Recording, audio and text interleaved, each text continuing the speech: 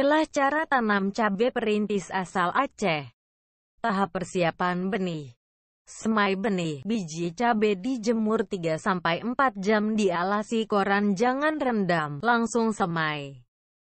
Media semai dibasahi 6 jam sebelum biji disemai. Untuk pengolahan tanah. Pertama, lakukan penggemburan tanah terlebih dahulu, biarkan 10-30 hari setelah penggemburan. Biarkan terjemur matahari. Kedua, bikin bedengan setengah jadi sesuai keinginan masing-masing tentang lebar bedengan. Untuk tinggi lebih bagus 25-30 cm. Pemupukan tahap awal dalam skala 1/4 hektar lahan yang harus digunakan yaitu: pertama, kotoran hewan 50 sak. Jenis kotoran hewan disesuaikan dengan jenis tanah di daerah Anda.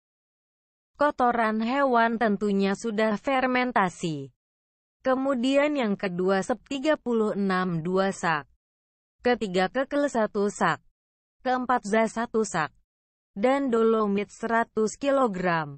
Taburkan dolomit di bedengan setelah selesai, biarkan 10-15 hari. Agar dolomit menyatu dengan tanah.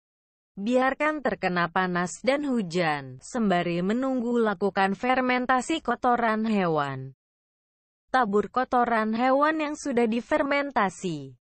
Lanjutan dengan penaburan pupuk kimia yang dianjurkan, lalu diaduk dan rapikan.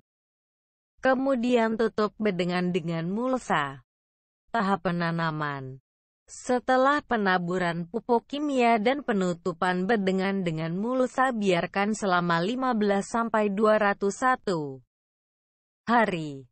Supaya proses penguapan amonia pada pupuk yang belum bebas dari racun.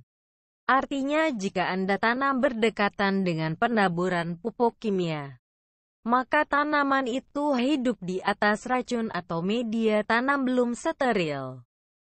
Memang tanaman tidak akan mati, tapi karena hidup di media beracun sejak kecil, maka terserangnya penyakit di usia generatif atau waktu ada buah lebat dan susah dikendalikan. Untuk tahap perawatan mohon ikuti video kami selanjutnya. Terima kasih telah menonton, jangan lupa subscribe.